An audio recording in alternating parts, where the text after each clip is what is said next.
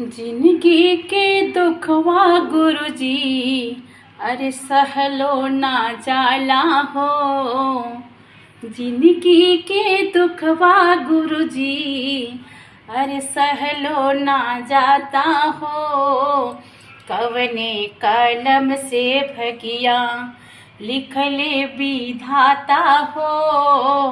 कवने कलम से भगिया जिंदगी के दुखवा गुरुजी, जिंदगी के दुखवा गुरुजी, अरे सहलो ना जाता हो।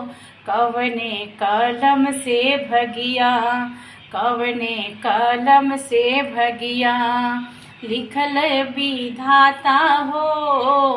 कवने कलम से भगिया बचपन में माई मरली भैली अनाथ हो। बचपन में माई मरली भैली अनाथ हो। केकरा सहारे जीवे, केकरा सहारे जीवे नइखे बुझाता हो। केकरा सहारे जीवे नइखे बुझाता हो। कवने कलम से भगिया लिखले विधाता हो। कवन कलम से भगिया जिंदगी के दुखवा गुरुजी, जिंदगी के दुखवा गुरुजी, सहलो ना जाता हो। अरे कवन कलम से भगिया लिखले विधाता हो। कवन कलम से भगिया हर थक के अइली बाबा, हर थक के अइली बाबा तोहरो शरणवा हो। सबके हो तोड़ले गुरुजी, सबके हो तोड़ले गुरुजी, हमरा से नाता हो। कवने कलम से भगिया लिखले विधाता हो।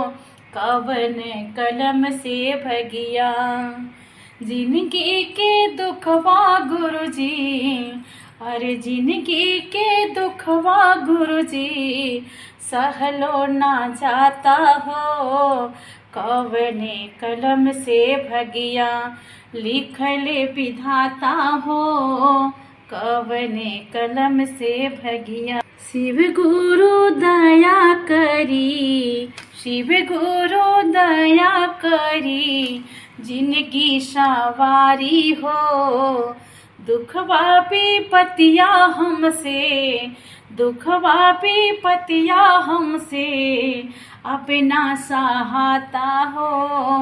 कवने कलम से भगिया, कवने कलम से भगिया लिखले विधाता हो।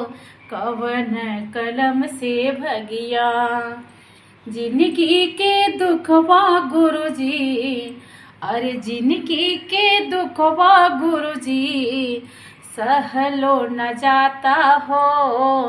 कवने कलम से भगिया लिखले विधाता हो। कवने कलम से भगिया लिखले विधाता हो। कवने कलम से भगिया।